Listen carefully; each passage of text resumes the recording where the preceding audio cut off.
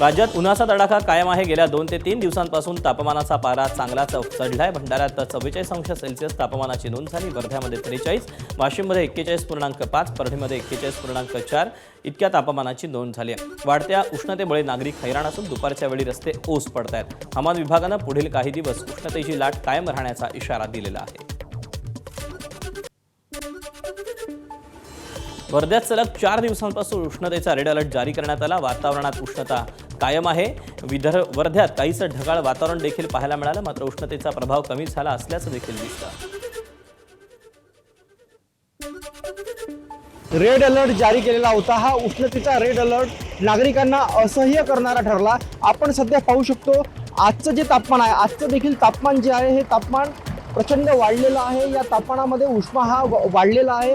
गेल्या आठवड्याभरापासून वर्धा जिल्ह्याच्या तापमानात सतत वाढ होते आहे आणि हा जो तापमानाचा पारा आहे हा सतत वाढत असताना नागरिकांच्या जीवाची लाही होत असते आणि त्यामुळे नागरिकसुद्धा त्रस्त झालेले आहे। सूर्य आग ओकत असताना मात्र आज जे आहे सकाळपासून जर वातावरण पाहिलं तर वातावरणामध्ये काहीसा ढगाळ वातावरण सुद्धा पाहायला मिळालं आणि त्यामुळे काही लोकांना उसंत सुद्धा मिळाली। पण अशात हा तापमानाचा जो पारा आहे हा सतत वाढतोय। नेमका याचं जे नागरिकांना दाहकता जी सहन करावी लागते आहे ती अत्यंत जास्त आहे। हा पारा असा आणखी किती दिवस राहणार आणि पुढे चालून नवतपा येतोय। नवतपाचा त्रास जो आहे हा अत्यंत जास्त असतो, उष्मा प्रचंड असतो, तो सुद्धा नागरिकांना सहन करावा लागणार का असाच प्रश्न उपस्थित होतोय। एकनाथ चौधरी, एबीपी माझा, वर्धा। अमरावतीतही उष्णतेची लाट कायम आहे, मात्र आज काहीसं ढगाळ वातावरण होतं। याचा आढावा घेतला आमच्या प्रतिनिधीनं, पाहूया। उष्णतेची लाट असल्यामुळे 4 दिवसापासून अमरावतीला रेड अलर्ट जाहीर केलेला आहे। त्यामुळे हवामान खात्याने आवाहन केलेलं आहे, जर गरज असेल तरच घराच्या बाहेर पडा आणि घराच्या बाहेर पडताना रुमाल बांधा आणि चष्मा घाला आणि पाणी जास्तीत जास्त प्या आणि शीतपेयाचं सुद्धा सेवन करा असं आवाहन केलेलं आहे। आणि अमरावतीचा जर विचार केला तर अमरावती जिल्ह्यात पाण्याची पातळी सुद्धा आता खालावत चाललेली। मेळघाटमध्ये अनेक गावांमध्ये टँकरने पाणी पुरवठा होते, त्यामुळे उन्हाची काळजी घ्या असं आवाहन हवामान खात्याने केलेलं आहे। कॅमेरामॅन अमोल देशमुख, प्रणय निर्माण, एबीपी माझा, अमरावती। कोकणाच्या 3ही जिल्ह्यात मान्सूनपूर्व पावसानं हजेरी लावली। सिंधुदुर्ग जिल्ह्याच्या सर्वच भागात विजेच्या कडकडाटासह आणि वादळी वाऱ्यासह पाऊस बरसला। रत्नागिरी जिल्ह्यात दक्षिण भागात मान्सूनपूर्व पावसाच्या सरी कोसळल्या, तर रायगड जिल्ह्यातही माणगावमध्ये पाऊस झाला। सकाळपासून वातावरण हे ढगाळ होतं। सिंधुदुर्ग जिल्ह्यात मान्सूनपूर्व पावसानं हजेरी लावली। पहाटेपासूनच जिल्ह्याच्या सर्व भागात विजेच्या कडकडाटासह वादळी पाऊस झाला। पावसामुळे शेवटच्या टप्प्यातील आंब्याला याचा फटका बसला, तर पावसामुळे काही ठिकाणी वीज पुरवठा देखील खंडित झाला होता। रत्नागिरी जिल्ह्यातही मान्सूनपूर्व सरी बरसल्या। दक्षिण रत्नागिरीमध्ये मान्सूनपूर्व पावसाच्या या सरींमुळे काहीशी तारांबळ उडाली। रत्नागिरी, राजापूर, लांजा, संगमेश्वर या भागात मान्सूनपूर्व पाऊस झाला आणि पावसामुळे हवेत गारवाही निर्माण झाला। पुढील 2 दिवस अशाच पद्धतीनं सरी बरसण्याचा अंदाज वर्तवण्यात आलेला आहे। रायगड जिल्ह्यात माणगावसह महाड, पोलादपूरमध्ये मान्सूनपूर्व पावसानं हजेरी लावली। सकाळपासून ढगाळ वातावरण होतं। रायगडच्या दक्षिण भागात काही ठिकाणी हलक्या स्वरूपातील पावसाच्या सरींचं आगमन झालं, तर उद्या रायगड जिल्ह्यात हलक्या ते मध्यम स्वरूपाच्या पावसाचा अंदाज वर्तवण्यात आलाय। दरम्यान पावसामुळे नागरिकांना उष्णतेपासून काहीसा दिलासा मिळाला। मुंबईत यावर्षी 100 ठिकाणी पाणी तुंबेल अशी कबुली खुद्द महापालिकेनंच दिली। पावसाळापूर्व कामं वेगानं केली जात असल्याचं सांगितलं जात असलं तरी यावर्षी सुमारे 100 ठिकाणी पाणी तुंबण्याची शक्यता आहे। मुंबईत एकूण 497 ठिकाणी पाणी तुंबण्याचा धोका होता। यातील 403 ठिकाणी पाण्याच्या निचऱ्यासाठी उपाययोजना केल्यात। यावर्षी पाणी तुंबणाऱ्या 130 नव्या ठिकाणांची भर पडली। पाणी तुंबू नये यासाठी 6 उच्च क्षमतेचे पंपिंग स्टेशन आणि 10 मिनी पंपिंग स्टेशन 1 मे पासूनच कार्यान्वित करण्यात आले, तर गतवर्षीप्रमाणे मान्सूनपूर्व पावसाची शक्यता लक्षात घेता 15 मे पासून सर्व पंप सज्ज ठेवण्यात आलेले आहेत। नाशिकच्या मालेगावमध्येही विजेच्या कडकडाटासह जोरदार पाऊस बरसला। अचानक आलेल्या पावसामुळे शेतात काढून ठेवलेला कांदा भिजला, शेतकऱ्यांचं नुकसान झालं। 2 दिवसांपासून अहिल्यानगर जिल्ह्यात मान्सूनपूर्व पावसामुळे अनेक ठिकाणी फळबागांचं नुकसान झालं. श्रीगोंदा तालुक्यात कोळेगाव इथे वादळी वाऱ्यामुळे हातातोंडाशी आलेली डाळिंब बाग उन्मळून पडली. शेतकऱ्यांचं लाखो रुपयाचं नुकसान झालं. वादळी पाऊस आणि जोरदार वाऱ्यामुळे अनेक झाडं जमीनदोस्त झाली. याचा परिणाम आता उत्पादनावर होणार आहे. दरम्यान प्रशासनाकडून पंचनामे करायला सुरुवात करण्यात आलेली असून नुकसानग्रस्त शेतकऱ्यांना तातडीनं आर्थिक मदत द्यावी अशी मागणी शेतकऱ्यांनी केली आहे. कालच्या पावसाने माझं इतकं नुकसान झालंय. पूर्ण डाळिंब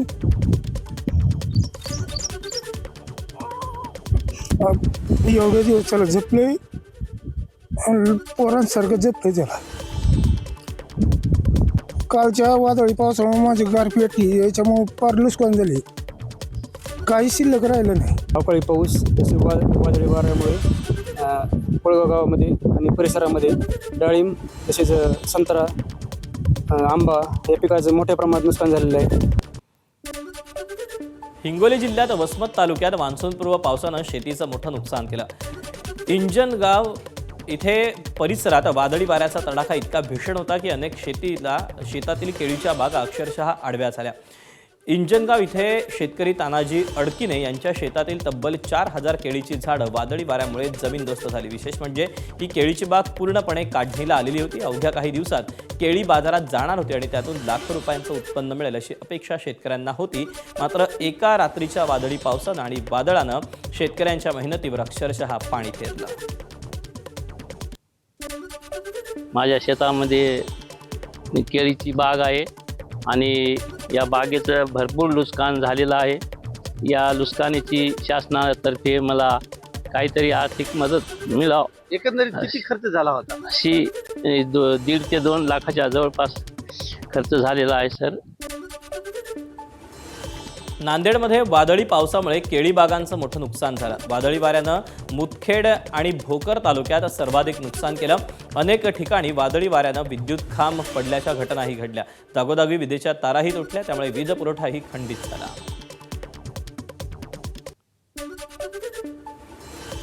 काल झालेल्या वादळी वाऱ्यामुळे केळीचे अतोनात नुकसान झालेले आहे आणि पाने फाटलेली आहे. त्यामुळे उन्हाचा शिरकाव होऊन केळीच्या उत्पादनावर खूप मोठा परिणाम होण्याची शक्यता आहे आणि विजेचे खांब तुटल्यामुळे शेतकऱ्याचा विद्युत पुरवठा पण बंद होण्याची शक्यता आहे.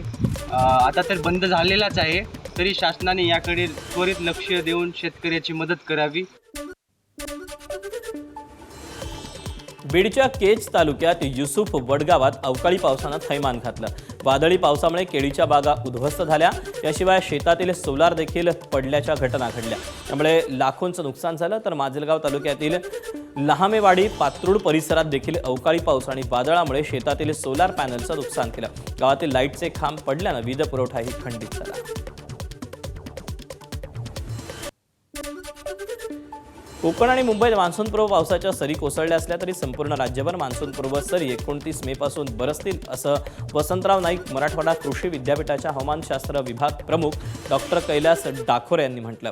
मान्सूनचंही राज्यात वेळेत आगमन होण्याची शक्यता आहे. मात्र शेतकऱ्यांनी 75 ते 100 मिलीमीटर पाऊस झाल्याशिवाय पेरणीची घाई करू नये असा सल्ला त्यांनी दिलेला आहे. गेल्या वर्षी कंडिशन फार वेगळी होती. 15 मे ते 30 मे ह्या कालखंडामध्ये फार मोठ्या प्रमाणात महाराष्ट्रात पाऊस झाला होता आणि यावर्षी तसा प्रकारची कंडिशन नाही आहे. परंतु शेतकऱ्यांना एवढंच आवाहन करतो की आपलं साधारण 75 ते 100 मिलीमीटर पाऊस झाल्याशिवाय आपण बिलकुल पेरणी करू नये. आणि प्री मान्सून ॲक्टिव्हिटीमध्ये जरी पाऊस झाला तरी आपल्याला मान्सूनचं आगमन आपण जसं पाहतोय की अंदमानमध्ये मान्सून आलेला आहे साधारण 4 दिवस अगोदर, तसाच तो प्रोग्रेस करत केरळमध्ये सुद्धा एक 4 दिवस अगोदर येण्याची शक्यता आहे. पावसामुळे नुकसान झालेल्या ठिकाणी पंचनामे करण्याचे आदेश दिले. नुकसानाचा अहवाल मिळाल्यानंतर शेतकऱ्यांना मदत केली जाईल अशी प्रतिक्रिया कृषी मंत्री दत्तात्रय भरणे यांनी दिली. काही ठिकाणी अवकाळी पावसामुळं नुकसान झाले आणि काही ठिकाणी दुष्काळ पडला आहे. शेती पाण्या वाचून शेती पिकं जळली जात आहेत. या बाबतीमध्ये निश्चित प्रकारे जिथं अवकाळी पावसानं नुकसान झालं या बाबतीमध्ये कृषी विभाग आणि महसूल विभाग यांचे एकत्र अधिकारी जिथं जिथं पिकांचं नुकसान झालंय तिथे येऊन ते नुकसान भरपाईचे पंचनामे करण्याचे आम्ही आदेश त्या सर्वांना दिलेले आहेत. मुख्यमंत्र्यांनी या बाबतीमध्ये घोषणा केलेली आहे आणि लवकरात लवकर हे पंचनामे पूर्ण करून नुकसान भरपाईचं तो अहवाल आम्हाला प्राप्त होतात. आम्ही ती राज्यातल्या सर्व शेतकऱ्यांना मदत दिली आहे. कांदा उत्पादक शेतकऱ्यांसाठी आमदार रोहित पवार नाशिकमध्ये 26 मेला मोर्चा काढणार आहेत. सकाळी 9 वाजता नाशिकच्या चांदवड चौफुली इथे शेतकरी मोर्चाचं आयोजन करण्यात आलेलं आहे. कांदा उत्पादक शेतकऱ्यांना मोर्चात सहभागी होण्याचं आवाहन पवारांनी केलं. कांदा उत्पादकांचा आवाज दिल्लीपर्यंत पोहोचवणार असल्याचं रोहित पवार म्हणाले.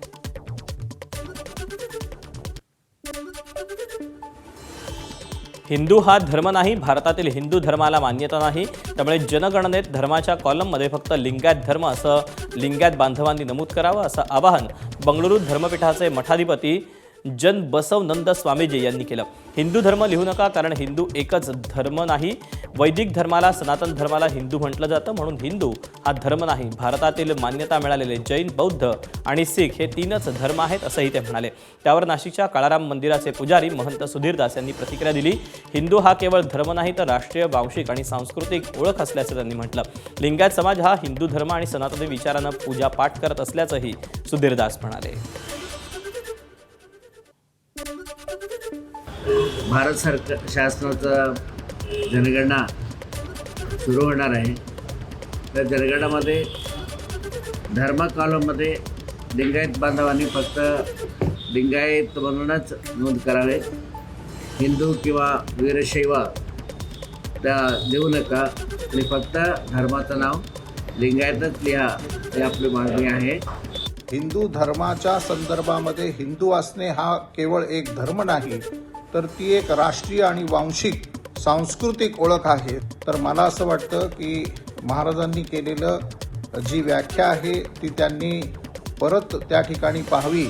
आणि लिंगायत हा स्वतंत्र धर्म नसून हा शैव संप्रदायाच्या अंतर्गतच लिंगायत धर्म आलेला आहे. त्यामुळे स्वतंत्र म्हणून हिंदू धर्म किंवा स्वतंत्र म्हणून धर्माची मान्यता, सांप्रदायिक उपासनेचे वेगळे असलेले पंथ जर मागणी करू लागले तर भारताचा हा धार्मिक फोल्ड डॅमेज होईल. कोकणात सध्या पर्यटन हंगाम शेवटच्या टप्प्यात आलेला असून राज्यासह देशभरातून पर्यटक कोकणात दाखल झाले. मे महिन्यातील उन्हाळी सुट्ट्यांचा आनंद लुटण्यासाठी सिंधुदुर्ग जिल्ह्यातील सर्वच समुद्रकिनारे गर्दीने फुललेत. वॉटर स्पोर्ट्स, ऐतिहासिक किल्ले, मंदिर आणि अनेक ठिकाणी पर्यटकांची गर्दी पाहायला मिळते. यंदाचा समुद्र पर्यटन हंगाम शेवटच्या टप्प्यात पोहोचलेला असून उन्हाळी सुट्ट्याही संपत आल्यात. त्यामुळे हंगाम संपण्यापूर्वी पर्यटनाचा आनंद घेण्यासाठी पर्यटक समुद्रकिनाऱ्यांवर गर्दी करतात.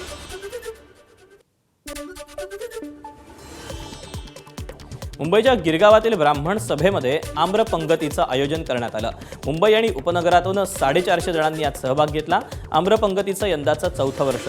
केळीच्या पानावर आम्रपंगतीचा आस्वाद घेतला गेला. आमरसपुरी, फणसाची भाजी, बटाटे वडे, मसाले भात असा मेनू होता. या आम्रपंक्तीला मंत्री मंगलप्रभात लोढा यांनी उपस्थिती दर्शवली. आपण आहोत गिरगावच्या ब्राह्मण सभेमध्ये. आम्रपंगत सुरू आहे, वर्ष 4थं आपण जसं बघितलं असेल. आणि इकडे मंडळी सगळा आस्वाद घेत आहेत आम्रपंगतीचा. आणि आयोजक जे आहेत ते स्वतः अगत्याने वाढतायत देखील. अर्थातच आम्रपंगत म्हटल्यावर आमरसपुरीचं जेवण असणार ओघाने आलंच. इकडे हा खमंग असा सगळा मेनू आपण बघतोय, अतिशय चविष्ट असा. मसाले भात आहे, फणसाची भाजी आहे, पुऱ्या आहेत, बटाटे वडे आहेत, पापड आहेत आणि अर्थातच जेवण झाल्यावर विडा तो देखील आहे. आपण या आम्रपंगतीमध्ये काही मंडळींशी संवाद साधूया. आम्रपंगत सुरू झाल्यापासनं मी दरवर्षी येते. हे पण माझं 4थं वर्ष आहे. आणि रोज आम्ही, खरं सांगायचं ना, रोज हे सगळं आम्ही घरी करतो आणि सगळ्यांना वाढतो. आज असं आयतं आम्हाला खायला मिळतंय. वा वा, क्या बात. जे आयतं जेवायला मिळत आहे, केळीचं पान आहे, सुगराज जेवण आहे आणि आम्ही पूर्ण फॅमिली दरवर्षी येऊन हे आम्ही एन्जॉय करतो. Camera person Prashant Ashwin Bapat, ABP माझा, मुंबई.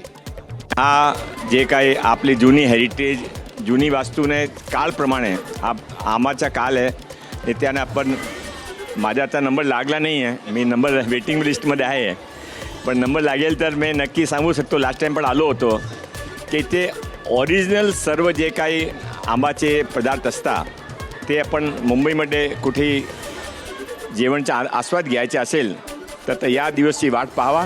नेक्स्ट इयरसाठी आपलं रजिस्ट्रेशन करावा.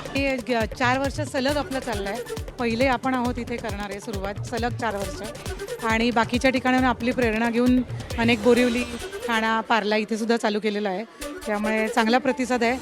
आणि तिकडची काही मंडळी आता कमी झाली आहेत, पण तरी इकडची आहेत तेवढी वाढवून यावर्षी आम्ही 2 मजल्यांवरती पंगत मांडलेली आहे. कोकण मंडळातील म्हाडाच्या अनेक गृहनिर्माण प्रकल्पांमधील घरांची विक्री मंदावली. घरांच्या किमती कमी करण्याबाबत महत्त्वाची बैठक होणार आहे. म्हाडाचे उपाध्यक्ष संजीव जयस्वाल यांच्याकडून कोकण मंडळातील विविध गृहनिर्माण प्रकल्पांची पाहणी करण्यात आली. ठाणे जिल्ह्यातील कल्याण तालुक्यात उभारण्यात येत असलेले खोणी, शिरढोण, गोठेघर आणि भंडारली गृहप्रकल्पांची जयस्वाल यांच्याकडून पाहणी करण्यात आली. अधिक मास आणि रविवारमध्ये तुळजाभवानी मंदिरात गर्दी झाली. देशभरातून भाविक तुळजाभवानीच्या दर्शनाला पोहोचले. उन्हाळी सुट्ट्यांमध्ये भाविक कुटुंबासह देवदर्शनाला पसंती देतात. मे महिन्यातील शेवटचा वीकेंड आणि अधिक मासानिमित्त पंढरपुरात भाविकांची तुफान गर्दी झाली. सध्या विठ्ठलाची दर्शन रांग 4 किलोमीटरपर्यंत लांब गोपाळपूर रोडपर्यंत जाऊन पोहोचली. गोपाळपूर रोडचे सर्व पत्राशेड हे विठ्ठल भक्तांनी फुलून गेले. दर्शनासाठी किमान 8 ते 10 तासांचा कालावधी लागतोय. पंढरपुरात अक्षर संमेलन सुरू आहे. या संमेलनात सुरेश मंदरे यांनी 29,000 तिळांमधून विठ्ठलाची प्रतिकृती साकारली.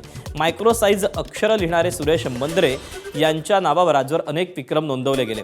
सर्वात लहान अक्षरातून भगवद्गीता, गुरुचरित्र त्यांनी लिहिलं. तसंच जगातील सर्वात लहान मायक्रोबुकही त्यांच्याच नावावर आहे. 6 mm इतक्या लहान आकारात अक्षरं कशी लिहिली जातात याचं प्रात्यक्षिकही त्यांनी अक्षर संमेलनामधून करून दाखवलं. जेजुरीच्या खंडेरायाच्या मंदिरात भाविकांची गर्दी झाली. शनिवार, रविवार आणि लग्नसराई असल्यानं नवविवाहित दाम्पत्य मोठ्या संख्येनं खंडेरायाच्या चरणी दर्शनासाठी पोहोचले. उन्हाचा तडाखा वाढला असला तरी भाविकांचा उत्साह शिगेला पोहोचला. भंडाऱ्याच्या पवनी तालुक्यात अडाळ इथे एका शेतकरी पुत्रानं चक्क सजवलेल्या ट्रॅक्टरवरून आपली वरात काढली. आपल्या मातीतल्या संस्कृतीचा आणि शेतकरी ओळखीचा अभिमान जपत मुकुंदा हटवार आणि पायल या नवदाम्पत्याच्या अनोख्या शाही वरातीची सध्या संपूर्ण परिसरात आणि सोशल मीडियावर जोरदार चर्चा रंगली आहे.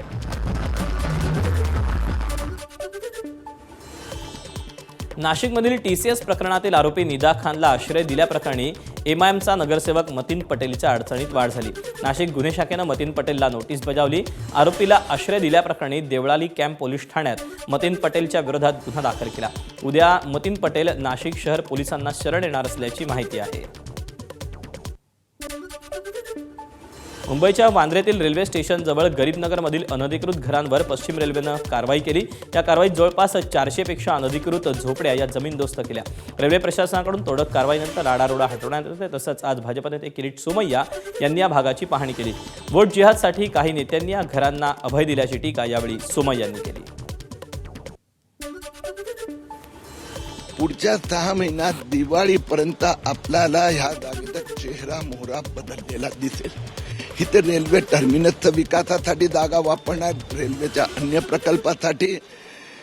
जे वोट जे आहेत ते नेते जे 1.5 फूट अंतरावर राहत आहेत आणि दृष्टीत 1.5 फूट आहेत, त्यांना 2 कोटी लोकांचं रेल्वेची सुविधा दिसत नाही.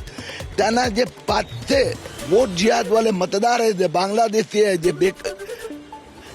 बेकायदेशीर जे राहतात, त्यांना आता व्यवस्थित उत्तर देवेंद्र फडणवीसने दिला. बोरिवलीमध्ये मुंबई महापालिकेनं मोठी कारवाई केली. बोरिवलीत सुरू असलेल्या अनधिकृत बारवर मुंबई पालिकेनं हातोडा मारला. औरीस द स्काय लॉन्जवर ही कारवाई करण्यात आली. रिसॉर्ट टेरेसवर सुरू असलेलं हॉटेलही यावेळी पाडण्यात आलं. परिसरातील SK रिसॉर्ट अनधिकृत असल्यानं या रिसॉर्टवर देखील कारवाई करण्यात आली. सातारा जिल्ह्यात गायरान जमिनीच्या मुद्द्यावरून वातावरण तापलं. पाटण तालुक्यातील कळंबे गावात ग्रामस्थांनी प्रशासनाविरोधात एल्गार पुकारला. अदानी ग्रीन एनर्जीच्या प्रस्तावित प्रकल्पाला जोरदार विरोध केला. गावकऱ्यांना विश्वासात न घेता गायरान जमीन खाजगी कंपनीच्या ताब्यात देण्याची प्रक्रिया सुरू करण्यात आली. तब्बल 200 कोटी रुपयांच्या बाजार मूल्याची जमीन खाजगी कंपनीकडे जाणार असल्याचा दावा ग्रामस्थांनी केला. चंद्रपूरच्या सिंदेवाही तालुक्यात जंगलात तेंदूपानं तोडणाऱ्या 4 महिलांवर हल्ला करून त्याला ठार मारणारी T2 वाघीण वन विभागानं जेरबंद केले. 2 दिवसांपूर्वी गुंजेवाही जंगलात तेंदूपानं तोडणाऱ्या 4 महिलांवर हल्ला करून वाघिणीनं त्यांचा बळी घेतला होता. पवनपार जंगल कक्ष क्रमांक 282 मध्ये ही T2 नावाची वाघीण वन विभागानं जेरबंद केली. टिटवाळ्याजवळ आंबिवली परिसरातून एक अत्यंत सुन्न करणारी आणि धक्कादायक घटना समोर आली। गेल्या 2 ते 3 वर्षांपासून रिलेशनशिपमध्ये राहणाऱ्या तरुणानं आपल्या 22 वर्षांच्या प्रेयसीची अत्यंत क्रूरपणे हत्या केली।